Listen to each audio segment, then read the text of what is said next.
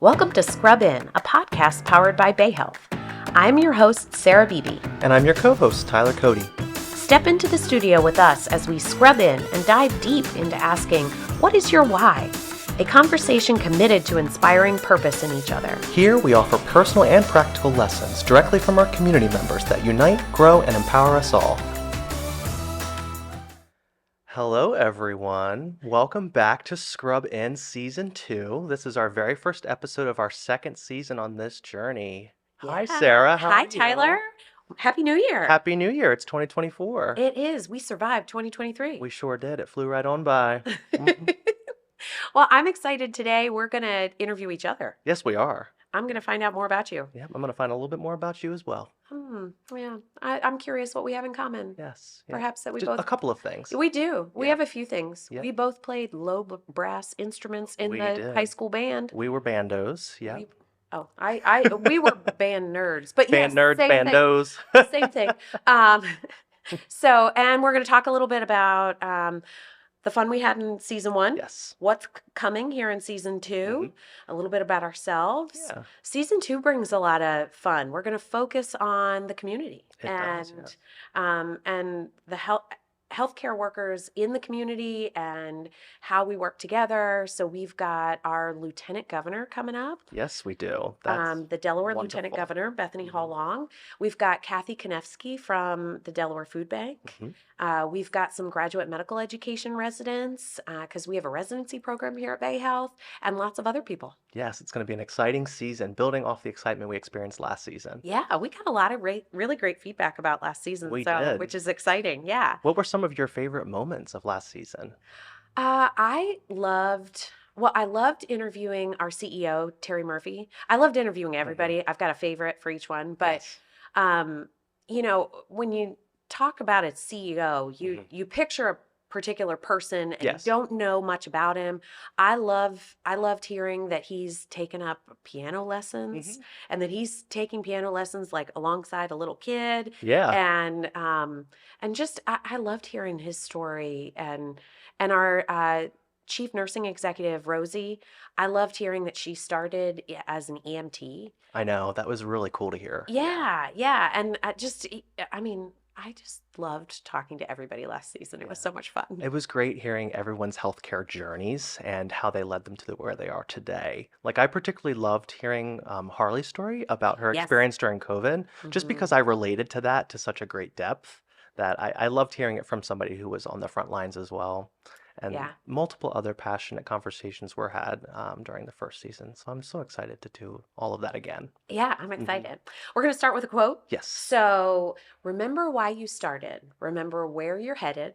Think of how great it will be when to get there and keep going. And that's from Ralph Marston.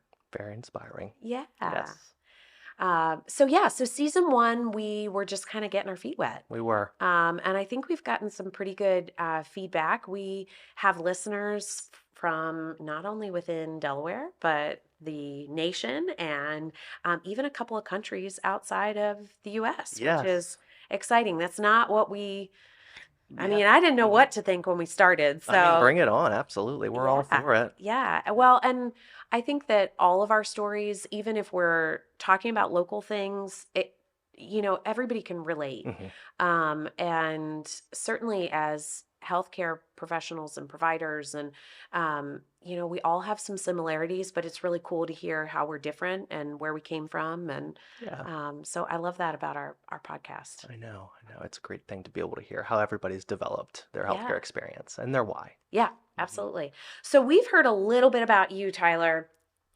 You have worked at Bay Health your entire career. Yes. And you are a lifelong Delawarean. Mhm. But I want to know more. Tell Yes. me your story. So, I grew up in Camden, Delaware. I am a Caesar Rodney graduate. And honestly, I really had no idea what I wanted to do when I was growing up. In high school, you could have asked me and I would have said, well, I want to be a journalist. I want to be an architect. I want to be a lawyer. But there was one thing that really stood out that kind of lasted with me. I come from a family of nurses. So my mom is a nurse. She was a home care nurse for 23 years. Now she's a nurse practitioner. My grandmother is a retired nurse who worked for Bay Health. And I have several aunts that are retired nurses as well. And we would have these large family dinners, and everybody would sit down and talk about, how's work? The conversation was always about work and about nursing.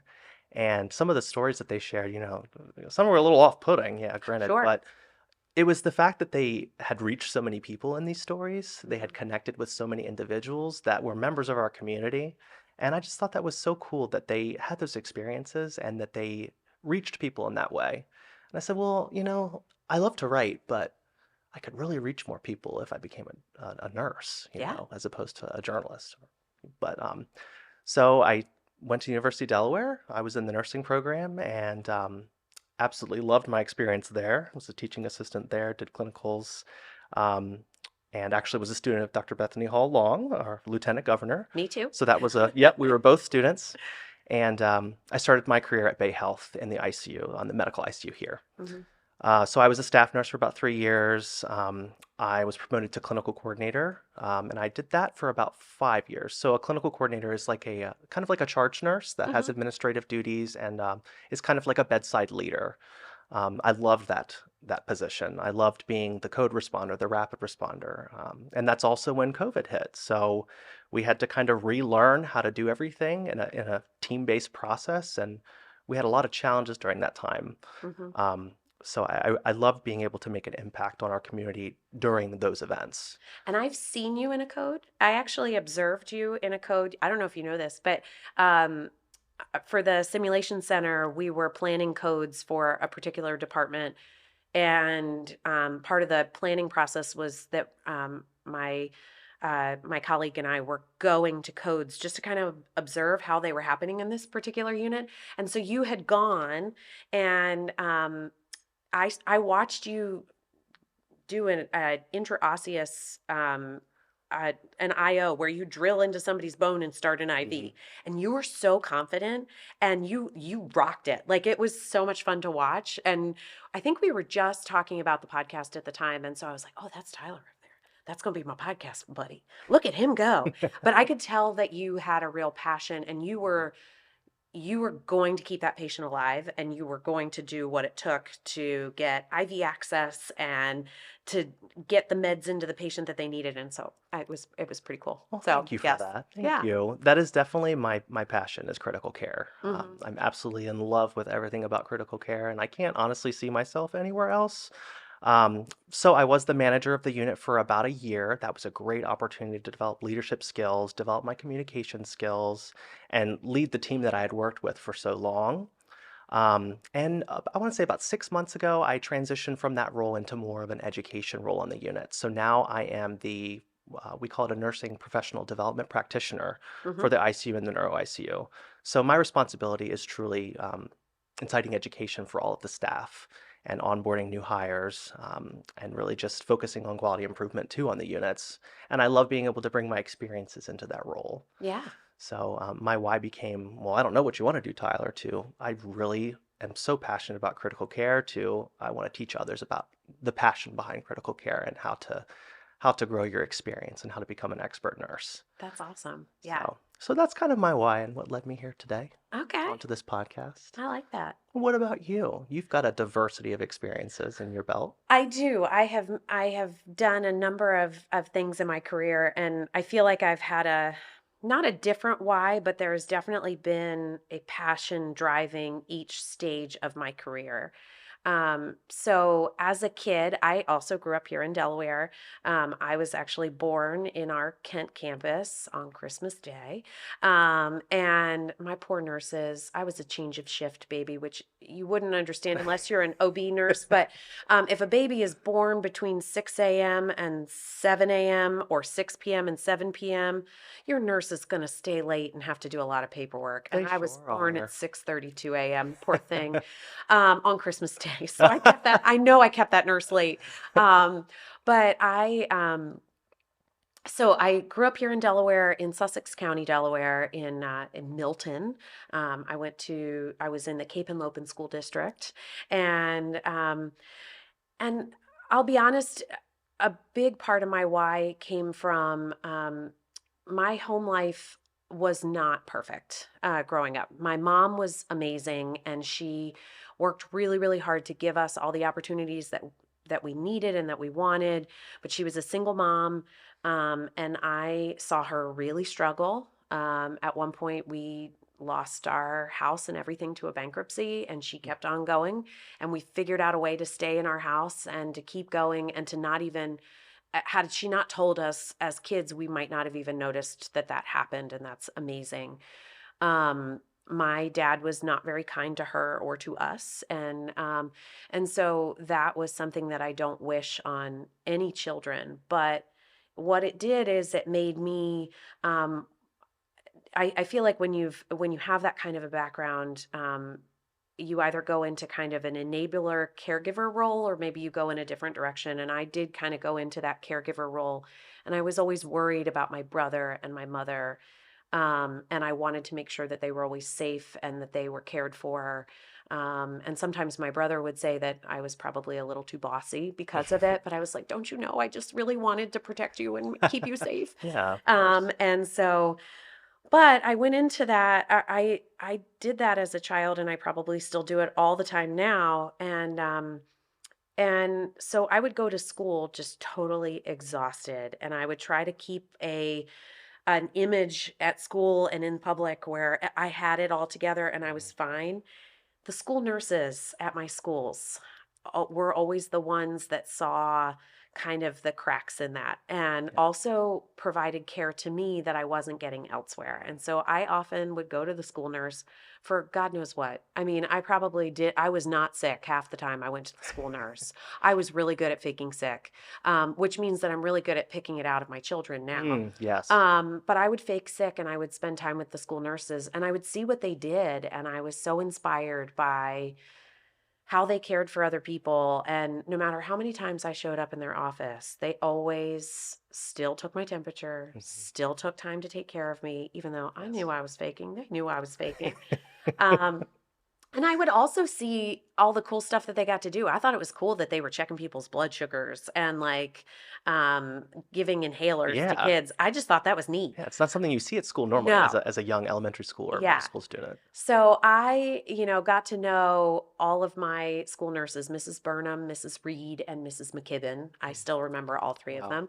And and and so then from there, I that kind of evolved into wanting to go into healthcare. And I had a lot of options along the way. I wanted to be an actress, a singer, I Mm, journalist at one point. okay. But healthcare was always kind of in the back of my mind. And I also married into a family of healthcare providers.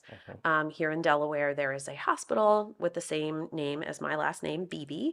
And so we have a long standing family history of Mhm. healthcare. And I got to see that history and I got to be a and when I got to be a part of it Yeah. after going to nursing school, I went to University of Delaware just like you. Yes. And, but then I got to be a part of what seems like almost like a club of nurses and doctors in our family. Mhm. And and what I realized is that we don't let family members go to the hospital alone. Mhm. We are always with them. Um, and I got to take care of our family members as a nurse within this family. And I got to be with um, my grandfather-in-law actually as he passed. It was just the two of us, and it was so special. This man has a portrait hanging in a hospital. He was a surgeon. He was one of my inspirations for continuing on to become a nurse practitioner, and then actually ultimately to get my PhD. I got to be with him when he passed away, just the two of us hanging out, and that Wow. was it. Yeah. And it was so special. I actually dedicated my dissertation for my PhD to him because having a Dr. Beebe in the family has been a tradition for many, many years. And it wasn't until our generation that it was a nurse that became Dr. Beebe. Yes. And And here she is. and here I am. But it was, I felt like I was carrying on not only this drive to be a caregiver, but then also this tradition that is just so cool and so important to our community Yes. because they provided a healthcare setting to a community in Sussex County, and so That's a little bit of the why. There's lots of other that was a long story, but No, no, no. there are that's part of it. And I got my graduate degree from Frontier Nursing University. I was a nurse midwife and a women's health nurse practitioner for a number of years. Caught babies in on the Navajo and Hopi reservations in Arizona, and then up in Lancaster County, Pennsylvania.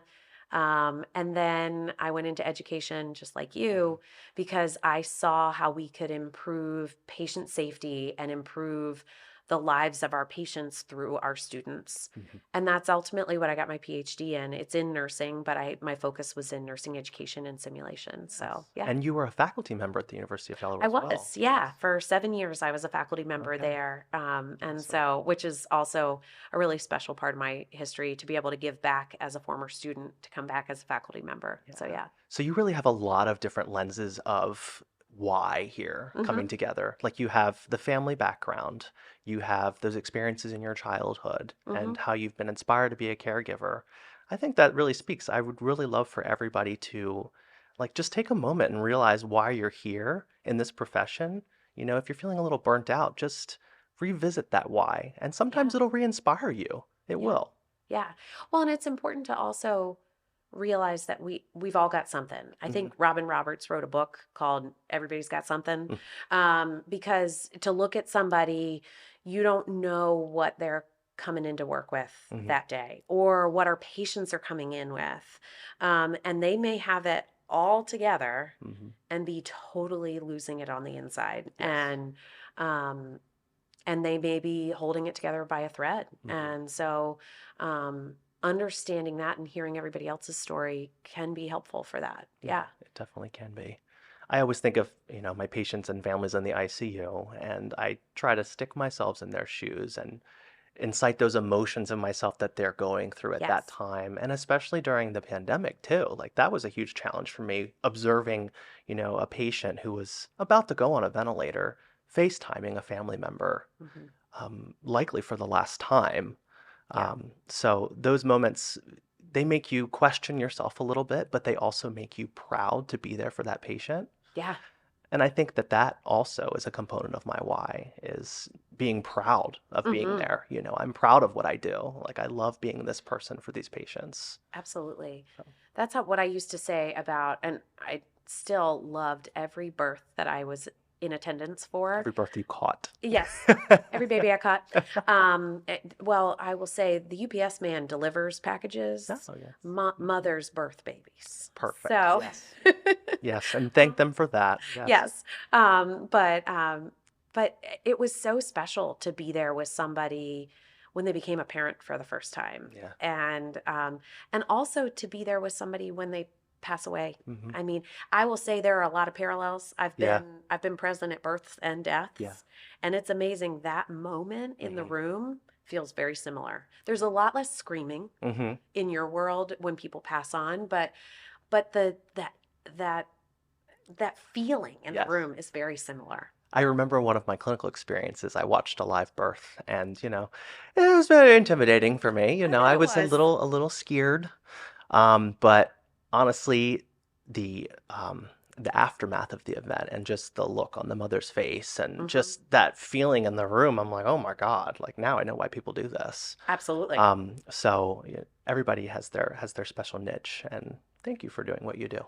Yeah, sure. And now you do something a little bit different.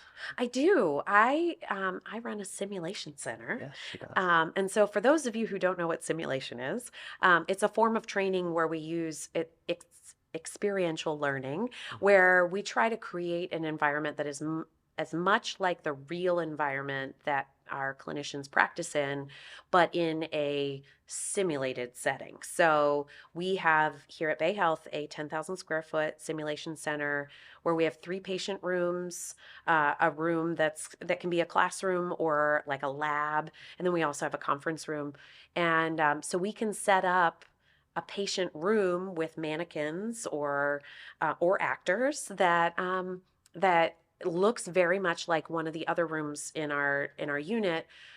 It keeps us from taking a room from a patient, Hmm. but then also it provides a completely safe space to Yes. practice a skill or an event or something like that. And we also take it on the road. So we will Hmm. take all of our equipment into a patient room Hmm. if that is necessary, because sometimes it is important to be in the setting that you actually practice in for timing and things like that. But it's a lot of fun to do Yeah. that and not only to teach, but then also to use it for patient safety and uh, quality improvement. Hmm. So, how can we improve this process, or how can we keep this error from ever happening again, or things like that, which is really cool. Yeah, and especially because it's in that safe space too, Hmm. where if they do make a mistake, we can discuss it. We can discuss the mistake and how to improve for next time. Yes. And you're in an environment where you're not going to harm anything. You're, simply practicing your skills to be able to improve and become a better clinician. Yeah,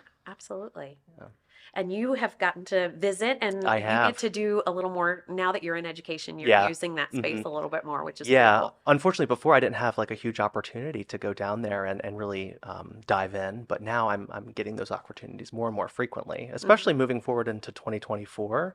We've got plans for mock codes, we've got plans for simulations on, for our nurse residency program, Hmm. which for those of you who are listening, the nurse residency program is an accredited program to help facilitate a transition to practice for new graduates. Yeah. So, And we have I work for graduate medical education, which is the residency program for new doctors.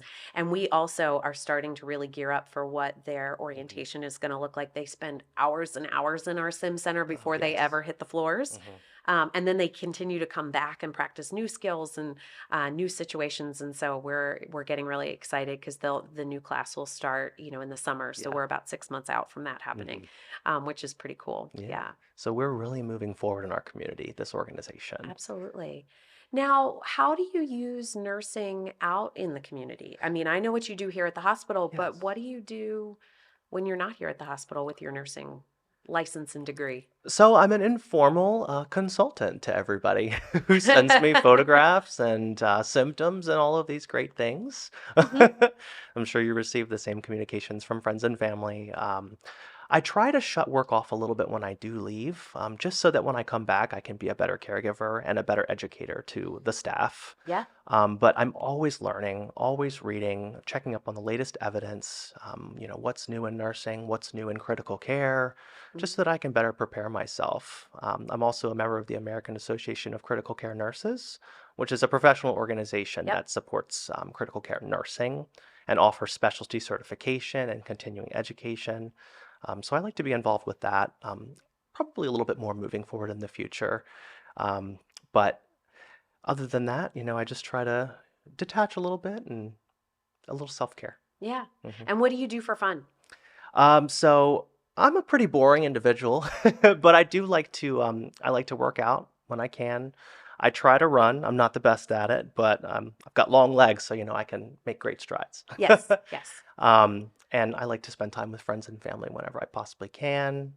My family has a boat, so a pontoon boat in the summertime is where you'll find me. Ooh. Yes. Okay. Right now it's currently January, so I'm kind of without that at the moment, but looking forward. Yeah, I've realized there's a whole bunch of activities that I just can't do right now. We Hmm. live at the beach Yep. and we cannot do them right now Hmm. because it is cold outside. Yeah. So, yes. Yeah, it absolutely is. Freezing. Yep. Awesome. So I also enjoy working out, and I am a runner. Yes. So I think we've talked about this before, how much of a runner you really are. yes, I am a long distance runner. I am regularly training for a half or a full marathon, or a challenge. I have run a ton of Disney races. Okay. So I am a closeted Disney fan. I don't know how Not so closeted it is. closeted, no. It's not. It's Hmm. really not. Hmm. Everybody knows. I like to think that I am, but I'm not. And so my cousin on my dad's side and I have really connected over this, and she's my running buddy, but she lives in upstate New York. So Mhm, we plan our time together around races and mhm. around travel. And so we've run quite a few Disney races together, and we always run in costume. And Oh my God, that's so um, cool. yep. And I always run with ears on no matter what I'm running. There's usually Minnie Mouse ears involved of varying types of I think I think I counted this week that I have 50 pairs of mini ears. And I mean that's nothing Wow. compared to some collections. So but I do run in ears. And I make her do the same. And Yes, so of we have course. lots of fun medals and lots of great memories and things like that. So that's probably my favorite thing to do when I am not Mhm. here. I also have children and a family that I Yes, love you do. dearly, even though that Mhm. I leave them and go for races. I have two little boys, and Andrew and Kirk, and then a husband who has we have been together since eighth grade. So, Yes. we grew up together, Yeah. and Middle school sweethearts. middle school sweethearts. Yes, Milton Middle School, which doesn't exist anymore. But we grew up together, and so a big part of our parenting and everything I mean, we've grown and learned from our parents together. So, Yeah. which is pretty cool. So Yeah, yeah. that is very cool. So, Sarah, what kind of community involvement do you partake in? So I am involved in a number of nursing organizations. Well, medical and nursing organizations. I've moved more to like simulation organizations. So Yeah. I am active with Society for Simulation in Healthcare and INAXL, which is the International Nursing uh, Association for Simulation and Clinical Learning, or vice Oh, versa. yeah. It's a Um, mouthful. yeah, so I do, from a professional standpoint, I do that. I have done a little bit of policy work. I've done some Hill days and things like that for healthcare. But then I am a parish nurse, so for my church at home, Okay, I do blood pressure checks, and that sounds good. we publish little health blurbs in our church newsletter, and we're the medical and nursing staff at our at like our church art show in the summer, and so some things like that, which is a lot of fun. Yeah. But I also get the phone calls, the texts, the pictures Uh-huh. of skin things, Yes. and all of that from family and Of friends, course. Hmm. which is really cool. So I've said this before.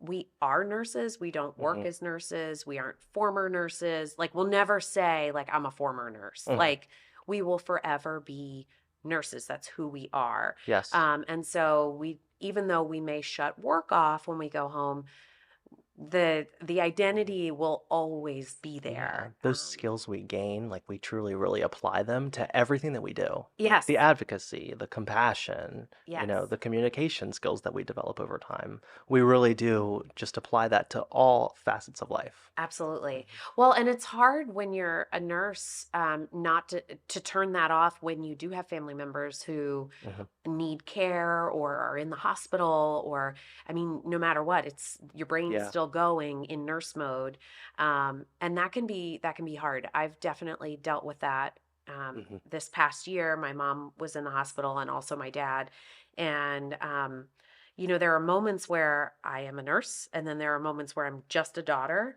and I forget the nursing stuff, and you can be really hard on yourself Yeah, when you forget the nursing stuff and absolutely. you're just a child or just a Mhm. friend.